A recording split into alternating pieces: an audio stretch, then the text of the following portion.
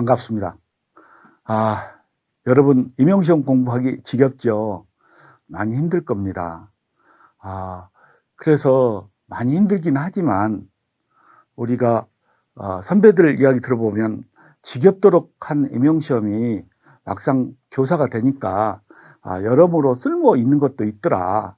그래서 공부하기를 잘했다. 이런 생각 하더라고요. 그래서 여러분도, 이렇게 지겨운 공부지만, 이게 다 여러분이 실제로 교사가 되면 쓸모 있게 있을 것이다 라는 희망을 갖고 열심히 해주기 바랍니다. 2023 올해 임용시험에 대한 강의는 양을 너무 많이 듣기가 힘드니까 양을 대폭 줄여서 핵심 개념 중심으로 압축해서 시간수를 좀 줄여서 여러분들한테 가성비, 효율을 높이기 위해서 쓸데없는 내용은 많이 빼고, 쓸데없는 것은 없었지만 그래도 정말 필요한 내용만 뽑아서 또 가격도도 낮춰서 준비를 했습니다. 엊그제 이런 기사가 났더라고요. 지금 현재 초등학생이 266만 명인데 5년 후에는 220만 명이 된다. 사실은 2023 내년까지는 초등학생이 줄어들지 않습니다. 그래서 오히려 더 늘어납니다. 올해에 비해서 늘어난 추세인데 갑자기 이때부터 3년 후부터 아주 많이 줄어듭니다. 그래서 또 이 이후에는 이 한 해의 초등학교 학생 수가 13만 명씩 줄어듭니다. 13만 명이 줄어든 게 엄청 크지요. 그래서 이와 같은 어려움이 있는데 단기적으로는 지금 현재 선생님이 없어서 난립니다. 왜냐하면 코로나가 유행이니까 선생님들이 가르치기 힘들다 하고 명퇴하시고 이런 분들이 많이 있고, 또 선생님들이 코로나 걸려서 못 나오겠어요 라고 하신 분이 많아서 현재는 아주 강사를 70세까지 구해도 못 구합니다. 그리고 유치원 선생님도 중등교사도 와서 해주십시오 해도 안 돼서요. 본청 장학사까지, 장학사도 교장 교감도 와서 강사 좀 해주세요 하고 사정해요. 그래서 나도 강사할 수 있다 하고 내가 후배들한테 전화까지 했는데 그 정도로 지금 굉장히 부족하죠. 그래서 서울도 올해 1학기 때만 해도 350명 정도가 발령이 났습니다. 그래서 단기적으로는 지금 서울에 신문에서는 떠들고 있지만 9월에 발령이 나고 나면 별로 남는 사람이 없습니다. 그래서 단기적으로는 올해는 상당히 많이 뽑을 것이다. 2023에는.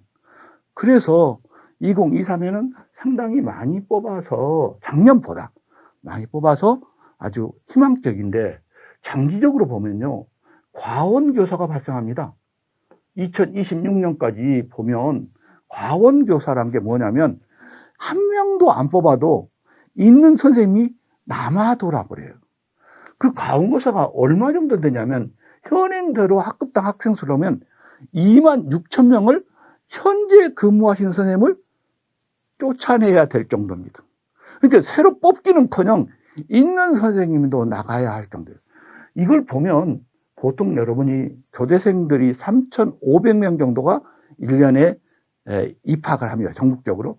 그러면 2만 6천 명을 채우려면 7.4년 동안 졸업한 학생 수가 다 돼도 남는다. 그러니까 이만큼 큰 숫자가 가원이 된다.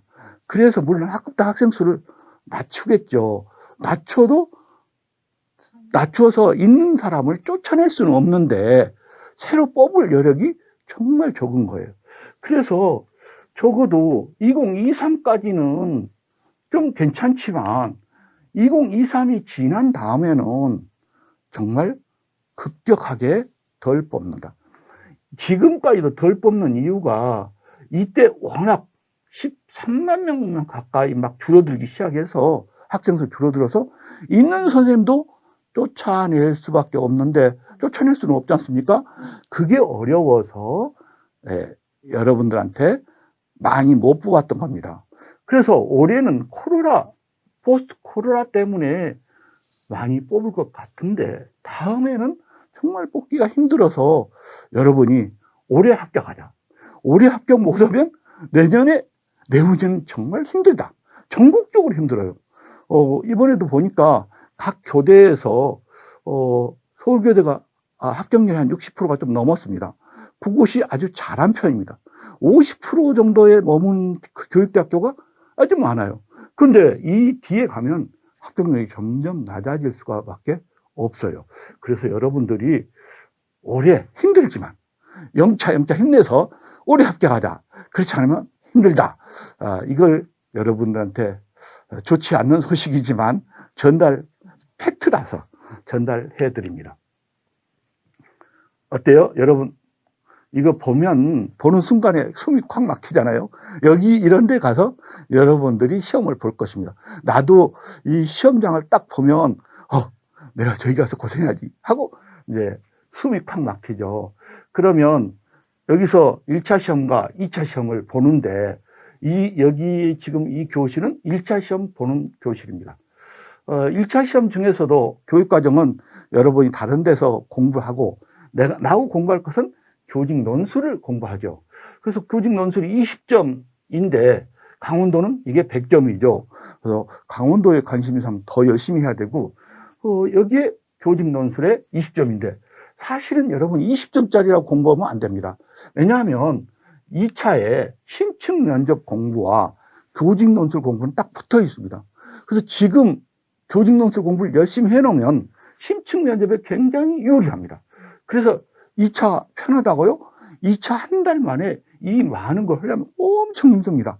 그래서 교직 논술을 잘 공부해 놓은 사람은 이때 훨씬 더 편해서 좋습니다. 그래서 교직 논술은 20점짜리가 아니라 40점짜리, 60점짜리라고 볼 수 있습니다. 올해는 이 교직 논술 책을 이렇게 분권을 했습니다. 두 권으로 해서 한 권은 이론편이고 한 권은 문제편으로 만들었습니다. 이걸 두 개 들고 다니면서 너무 힘들어서 무겁고 힘들다 해서 아예 띄워놨습니다.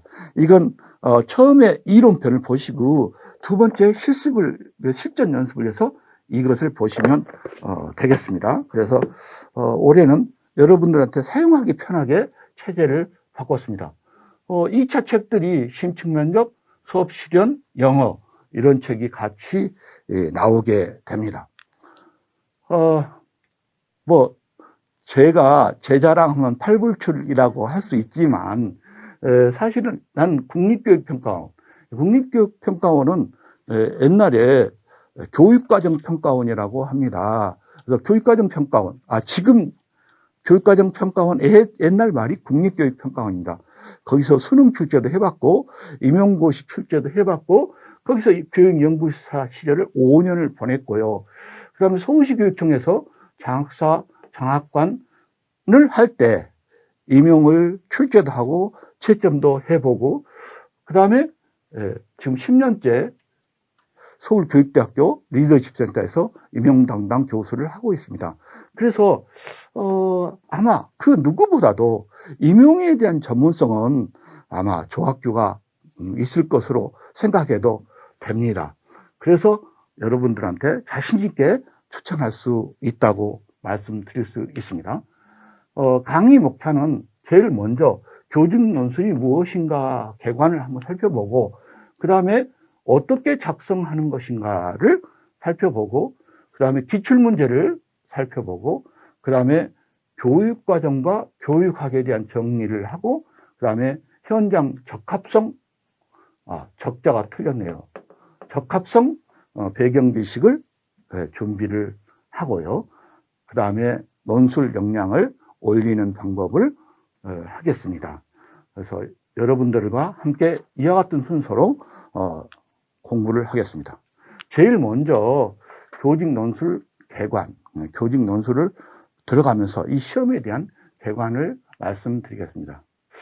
자, 논술이 무엇이냐 하면 논술은 소론, 본론, 결론의 체계를 갖추어서 사리, 막 옳고 그름에 대한 자신에 대한 생각이나 주장을 근거를 들어 증명하는 글이 논술이라고 합니다. 그래서 논술이라는 것은 이렇게 정의할 수 있는데, 여러분들은 논술이 아니라 교직 논술을 배우는 겁니다. 그래서 이 교직 논술, 논술이 아니고 교직 논술입니다. 그래서 교직 논술은 논술이 아닙니다. 그래서 그 논술에 여러분이 초, 중, 고, 대학교 올 때까지 많이 논술 공부를 했죠. 그래서 논술은 나 공부 안 해도 돼. 하지만 교직 논술과 논술은 다르기 때문에 이 논술이 다른 것입니다. 그래서 여기에 논술 속에 교직이 붙으면 이제 교직 논술이라는 것이 되고, 이 사리의 옳고 그름, 찬반을 이야기하는 게 아니고, 교육을 위해서는 무엇이 합리적인가, 무엇이 합리적인가를 보는 것입니다. 무엇이 합리적인가를 보는 내용이기 때문에 합리적인 해결 방안, 그래서 옳다 그렇다를 이야기하는 것이 아니라 이렇게 해야 합리적이다, 그 합리적인 것을 우리는 이야기하는 것이다. 그래서 찬반을 묻는 논술이 아니고, 그리고 자신의 생각이 아니라 학생을 가르치는 직무에 대해서 합리적인 해결 방안을 쓰는 것이다. 근거를 들어 증명하는 것이 아니고, 재심은, 객관성을 위해서 재심문에 근거해야 된다. 일반 상식에 근거한 게 아니라, 그래서 교직 논술이 아니라 교직 논술의 정의가 오면 이와 같이 논술의 정의가 약간 바뀝니다. 그래서 이걸 다시 이야기하면 서론, 본론, 결론의 체계를 갖춰서 학생을 가르치는 직무에 대해서 합리적인 해결 방안을 제시하되 재심문의 근거를 들어야 된다. 이러한 것으로 말씀드릴 수 있습니다. 여기에서 학생을 가르치는 직무라고 하니까 여러분이 흔히 교육학을 연상하게 됩니다. 교육학은 학생을 가르치는 직무인 교직의 근본이 되는 것이지, 이것 자체가 교육학과 똑같은 것은 아닙니다. 그래서 중등에서 말하는 교육학 논술과 초등에서 말하는 교직 논술은 분리돼서 생각을 해야 된다. 그래서 학생을 가르치는 직무와 직접적인 관련이 있는 것을 아는 거지, 그 가르치는 직무의 바탕이 되는 것을 논술하는 것은 아니다. 그래서 교육학 논술이 아니다. 그 다음에 찬반을 이야기하는 게 아니고, 무엇이 합리적이냐, 이미 찬반을 말하는 게 아니라 결론을 가지고 이야기하는 것이 교직 논술이다. 그리고 재심문에 의거하지 않으면 답이 아니다.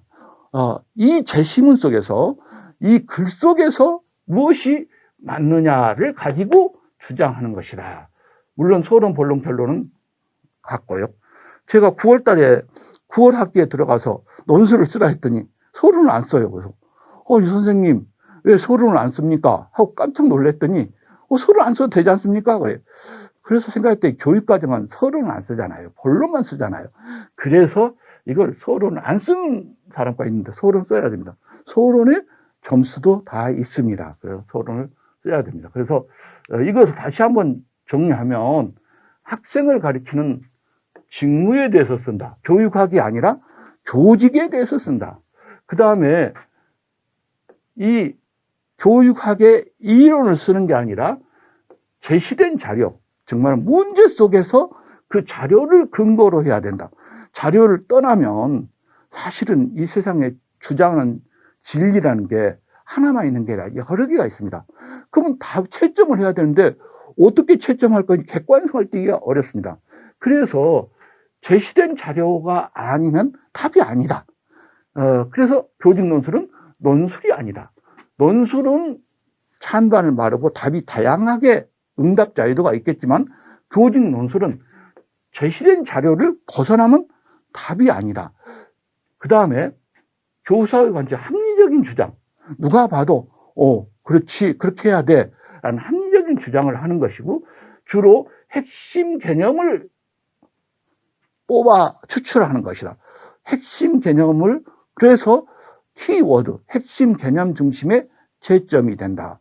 전체적인 문장의 흐름, 논리성을 보는 게 아니라 키워드가 제대로 박혔는가를 보는 시험이 된다.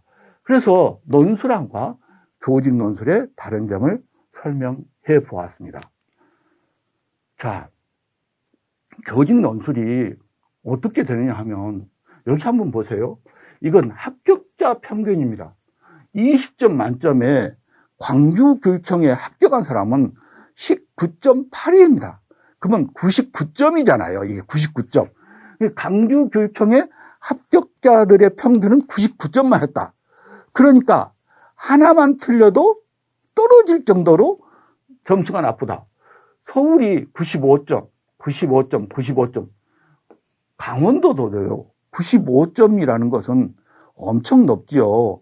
강원도도 95점을 맞아야 평균 점수다. 이게 합격 점수가 아니라 합격자의 평균. 그러니까 뭐 95점 맞고도 잘 맞은 게 아니라 평범한 점수다. 그러니까 교직 논술에 조그만 실수를 해도 이건 뭘까?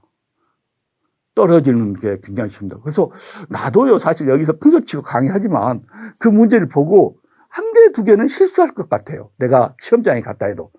그래서 이게 너무 쉽게 나오니까 이 평균이 이렇게 높다 보니까 제일 낮은 교육청도 17.8이니까 90점입니다. 89점이니까요. 제일 낮은 교육청도 90점을 맞아야 합격한다. 그러면 정말 힘들겠잖아요. 그래서 아니 교직 논술에서는 쉽게 나오니까 조금의 실수도 용납하지 않는다. 조금만 실수하면 엄청난 피해를 본다. 그래서 교직 논술 점수 분포를 제가 그려봤더니 대부분이 17점 이상을 맞은 고득점자, 19점하고 20점이 제일 많은 고득점을 한다 이거예요. 그런데 그래서 교직 논술은 엄청 쉬운가 보다 이렇게 착각하기 쉬운데 그렇지 않는 게 의외로 쌍봉 분포, 그러니까 낙타의 봉우리 쌍봉 분포를 한다. 그래서 의외로 여러분들은 합격한 선배들은 말을 합니다. 난 이렇게 합격했어 하고 막 말을 하니까 교직 논술 다 18, 19, 20을 맞았다고 합니다. 그런데 여러분 막상 논술 문제 풀어보세요. 이게 쉽나요? 어렵습니다.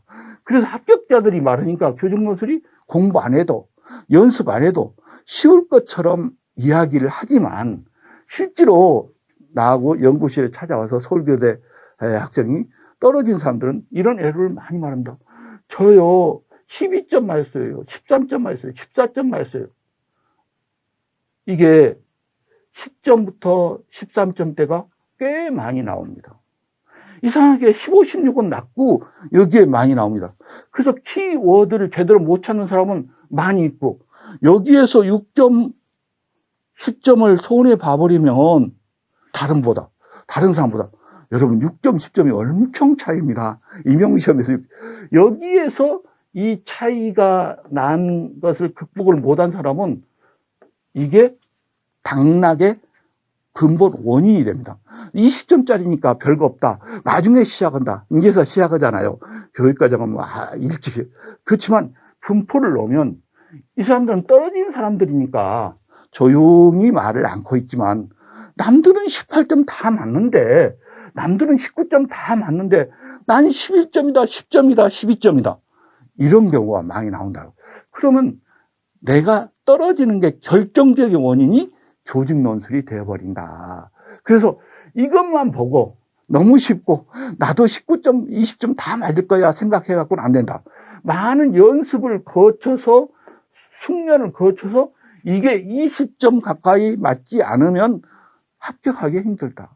그래서 여러분들은 교직 논술을 등한히 해갖고는 이 그룹에 속하면 이게 당락의 결정적인 원인이 된다. 그래서 여러분들은 교육과정만 잘하면 돼. 교육과정에서 결정돼. 라고 생각하는데 숨어있는 떨어진 사람들의 선배의 경험담은 나오지 않습니다. 왜냐하면 떨어졌는데 나한테 와서도 상담할 때 붙은 사람은, 교수님, 저 막 20점 맞았어요. 19점 맞았어요. 하지만 떨어진 사람은 조용히 와서, 난 뭐가 틀린지 모르겠어요.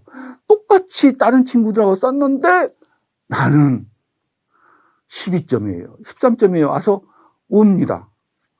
그래서 여러분은 이 속에 들어가서는 절대로 안 되고, 이 속에 들어야 되니까 이 차이가 굉장하다. 20점 만점이지만 교직 논술을 등한히 할 수 없다. 교직 논술에 임용시험에 합격을 하면 최하 18점 이상 맞아야 아무 교육청이라도 합격할 수 있지, 이거 아니면 안 된다. 이 통계 자료는 이 카페에 들어와 보면 이 통계 자료가 나와 있습니다. 자, 그래서 그러면 다시 한번 교직 논술에서 살펴보면, 교직이란 게 도대체 뭐냐? 왜 교직이란 말이 붙어서, 교직이란 말이 붙어가지고 우리를 논술이 아닌 걸로 헷갈리게 하냐? 그것은 즉 교육 전반, 교육 내용에 대해서 연구하는 학문인데, 그래서 주로 초등 임용에서 교직 논술을 쓰고 중등 논술에서는 교육학 논술을 쓰죠. 그래서 학교 현장 적용 중심이다. 그래서 학교에 가서 교직 논술을 잘한 사람은 학교에 가서 학생들을 가르친 직무를 잘할 것인가 못할 것인가. 그래서 이론 중심이 아니라 실무 중심이다. 그래서 현장 적용성을 봐야 된다라는 이야기가 되겠습니다. 그래서 교육학 논술은 중등에서 보는 것이고, 이론을 어떻게 적용하냐 중심이다. 그리고 교육 정책 논술이라는 게 있는데, 내 카페에 보면 이건 많이 있죠. 이것은 장학사들이 어떻게 교육 정책을 할 것인가 라고 해서 교육 전문직 중심으로 하는 것이 교육 정책 논술이다. 그래서 여러분은 이것만 알면 된다, 이런 말이 되겠습니다. 그래서 아까 이야기를 했지만, 우리가 교직 논술은 교육에 대한 비전, 교육은 앞으로 어떻게 합리적인 해결 방안이 할 때 교육에 대한 비전, 어떻게 할 것인가를 논리를 세워 글로 쓴 것이 교직 논술이고, 이것을 말로 한다. 이 비전을 말로 하면 심층 면접이 되는 거고, 그 다음에 이걸 실제로 논술을 학교 현장에서 직접 하는 건 학생을 가르치는 업무, 수업으로 여러분은 교육을 하지 않습니까? 그래서 수업 실현은 결국 이 이상적인 비전을 실천에 옮기는 게 수업 실현이고, 그걸 말로 하면 심층 면접이다. 그래서 이게 같이 연결되어 있으니까 지금 교직 논술 공부하는 것은 20점짜리가 아니라 종합적인 진짜 좋은 선생님이 되기 위한 방법이라고 생각하시고 즐겁게 공부를 하시는 게 좋겠다, 그런 얘기를 드릴 수 있습니다. 자, 이제 교직 논술에 대한 개관을 했으니까 이번에는 교직 논술은 어떤 식으로 출제될 것인가, 최신 경향을 말씀해 보겠습니다. 자, 여기 보니까 교육과정의 자율성에 대해서 나왔어요. 교육과정의 편성 운영에 대해서 나왔어요. 교육과정의 총론에서 나왔어요. 교육과정의 총론, 교육과정 편성 운영에 대해서 나왔어요. 교육과정 총론 어떻습니까? 여러분들이 딱 뭐라고 하냐면, 교직 논술은 교육학을 공부할까요 말까요, 이것부터 질문해요. 그게 아니라 교육과정, 그 중에서도 총론, 이게 가장 많이 나왔던 것입니다. 교육학은 딱 한 번 나왔어요. 그래서 여러분이 질문을 올라오면 교육과정 어떻게 공부해야 되나요? 교직 논술은 하려면 교육과정은 어떻게 공부해야 되나, 이렇게 말해야 올바른 말이다. 그래서 나도 그랬습니다. 교육과정 나오니까 하니까 올해는 교육과정 안 나올 거야. 올해는 안 나올지, 이런 느낌을 가졌어요. 그런데도 불구하고 계속 교육과정에 대해서 출제했다. 그러니까 여러분은 이제 교직 논술 바로 교육과정이구나, 이런 마음을 가져야 되는데, 아직도 교직 논술, 교육학 논술로 착각해요. 왜냐하면 학원에서 전부 아시는 분들이 학교에 근무했던 분이 아니라 교육학만 공부했던 사람입니다. 그분들은 교육학을 가르치니까 조직 논술 공부를 가르치려면 교육학을 막 해요.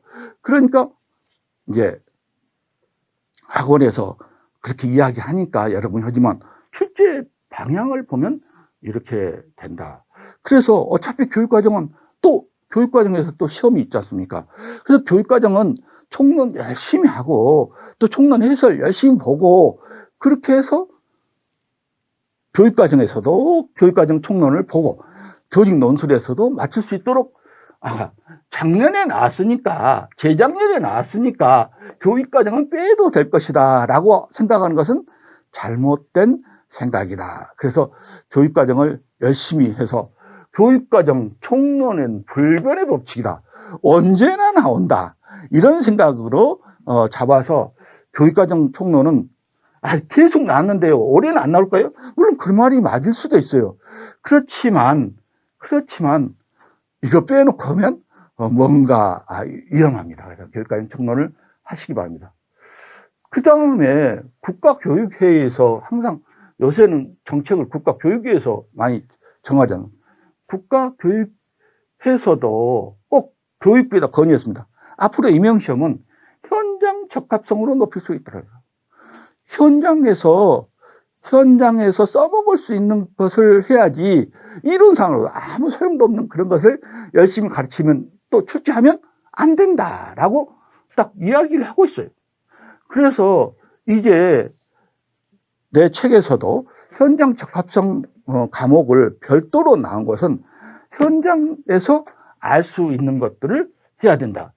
그래서 외우는 거, 어떤 사람들은 노래로요, 국어 단원을 외우고 뭐고 했는데 이런 쪽은 내지 말고 제발 써먹을 수 있는 전위력 있는 그런 것들을 출제하고 공부하게 하라. 이게 건의사항입니다. 그런데 이런 건의를 해도 다 지켜지지는 않더라고요. 그렇지만 국가교육에서 결정하고 교육부로 넘겨서 이게 갔기 때문에 그래도 누가 한 소리보다 더 적합한 소리이기 때문에 관심을 가질 수밖에 없다. 그래서 현장 적합성, 전문직에서도 현장 적합성 교육을 많이 출제하라 이야기를 합니다. 자, 그래서 왜 교육과정에서 그렇게 많이 출제되느냐라고 이의를 걸린다면 교육과정을 분류할 때 협의의 교육과정 개념은 문서로 된 2015 교육과정이라든지 2022 교육과정 이렇게 문서로 고시된 내용을 교육과정이라고 하는데 여러분 그래서 교육과정을 달달달 외우듯이 했지 않습니까? 그렇지만 광의로 볼 때는 넓은 의미로 교육과정은 이렇게 나왔습니다. 교수 학습 활동의 총화. 그러니까 학교에서 가르친 모든 것은 교육과정이라고 볼 수 있습니다. 그래서 이 넓은 아까 왜 현장 적합성이라 하면서요. 그러니까 교수 학습이 학교에서 이루어진 전체를 교육과정이라 할 수 있다. 그래서 교육과정이 현장 적합성이다. 그래서 학생을 가르치는 직무, 즉 교직 논술은 광의의 개념에서 교육과정. 그러니까 교육과정은 안 나올 수가 없고 교육과정이 가장 중심이 된다. 그리고 다른 데서 내면 왜 그것만 맞죠? 이것도 되잖아요. 창의력 있고 뭐도 있잖아요. 라고 이야기하는데 이 교육과정 문서화되어 있고 교육과정을 내면 누구도 이의 신청을 할 수가 없습니다. 그래서 여기에서 많이 나오고 현장 적합성으로도 많이 나온다라는 것입니다. 자, 봅시다. 만약 현장 선생님이 임용시험을 본다면 합격할까요? 떨어질까요? 예, 과락이 됩니다. 그래서 사람들이 다 웃어요. 이 연구부장이나 이 학교에서 그래도 쟁쟁한 장학사나 이런 분들이 봐도 임용시험 보면 과락이라. 그러면 학교에서 가장 교육과정에 대해서 연구하고 뭐고 한 분들이 임용시험을 보면 과락이다. 이게 말이 되느냐. 그래서 이런 문제를 빼라. 솔직히요, 저도 이제 제가 장학반을 하면 총 출제 채점 감독을 하지 않습니까? 그러면 감독하다가 심심하니까 문제를 봐요. 문제를 쓱 보면 교육과정 문제 보면 내가 못 푸는 게 엄청 많이 나와요. 그래서 아니 내가 장학관인데 장학사를 전체 주도하는 사람인데 이걸 내가 못 푼다? 그러면 야 못 푼다면 창피하고 에이 그거 집어 던지고 이렇게 놔둬버리고 답을 달아보질 않아요. 왜냐하면 내가 과락이니까 그만큼 교육과정이 이론 중심으로 나와서 실제 중심이 아니에요. 그러면 현장 선생님이 과락되는 문제를 보고 그 문제를 잘 맞추면 좋은 선생님이 된다. 즉 타당성이 있느냐? 없다는 거예요. 그래서 항상 현장 중심으로 나와라. 교육과정에서 나와라. 장학사 시험에서도 항상 교육과정에서만 나옵니다. 교육학은 안 나오고요. 전국이 그렇습니다. 근데 교대가 교수님들이 다 교과별로 나와 있다 보니까 교과에서 출제를 안 하면은 수업을 제대로 안 들을 것 같고 교대 교수님들이 또 뭐 우리 수업 들어서 뭐 하냐? 교육과정만 알면 되지? 이럴까 봐서 그 과목에서 내다 보니까 13개 과목에 막 그 교육과정이 너무 힘들지 않습니까? 그렇게 됐어요. 근데 그건 누구를 위해서 됐느냐? 아니, 현장 교사가 모르는 것을 달달달 외워야 할 필요가 있느냐? 이게 임용시험의 가장 문제가 됩니다. 그래서 이것을 타파하는 것이 좋다라고 이야기합니다. 자, 그래서 출제자 입장에 가보면 우선 국가시험이니까 채점자가 채점의 객관도를 높여야 된다. 즉 A가 채점해도 B가 채점해도 C가 채점해도 똑같은 점수를 나오게 채점이 되어야 된다. 즉 A는 점수를 높게 주고 B는 낮게 주고 C는 높게 주고 뭐 이런 식으로 되면 채점의 객관성이 없다. 그래서 객관도를 높이려고 보니까 논술인데도 불구하고 논술은 전체적인 흐름을 총괄적으로 평가해야 되는데도 불구하고 그 총괄적으로 평가하다 보면 혹시 채점자에 따라 점수가 너무 차이가 날까 봐서 정말 말도 안 되는 키워드 중심의 채점을 하고 있습니다. 객관도를 위해서. 그래서 이 단어를 썼느냐 안 썼느냐 중간중간 체크해갖고 점수를 주니까 말이 되든 안 되든 그 단어가 들어있으면 좋은 점수, 그 단어가 들어있지 않으면 나쁜 점수. 그러다 보니까 논술이 또 아닌 거예요. 전체적인 흐름이 아니라 이게 그 단어가 있느냐 없느냐. 근데 그 말도 안 되는 채점 방법인데 국가시험은 객관도가 굉장히 중시합니다. 국가에서 보는 것은 누가 봐도 공정한 시험이었다.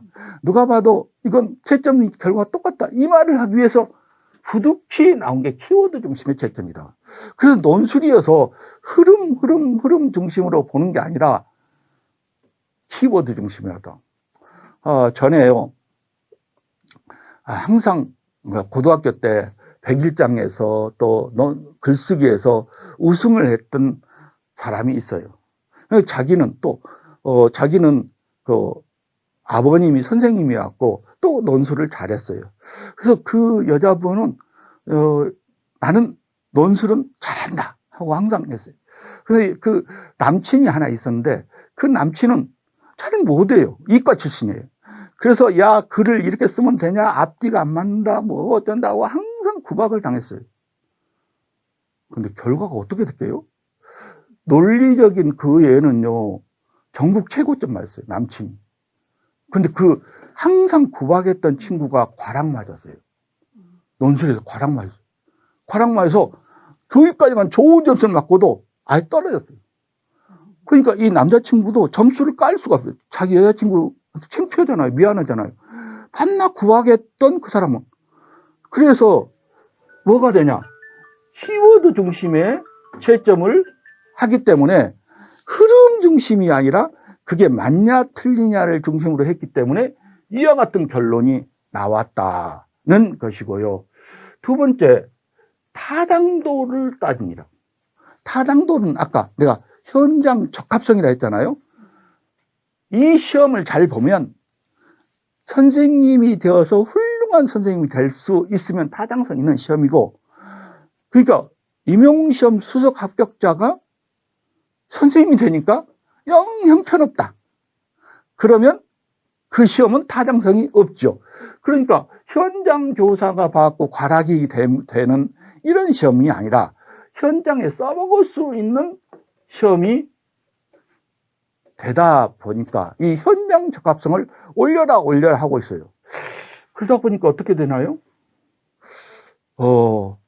이게 단점이 하나 있습니다. 키워드가 전체적인 문맥의 흐름을 잃어버리듯이 이것도 단점이 하나 있는 게 어떤 단점일까요? 재수생한테 좀 유리합니다. 왜? 재수생은 기간제 교사를 하면서 현장을 많이 공부를 할 수 있게 접했잖아요.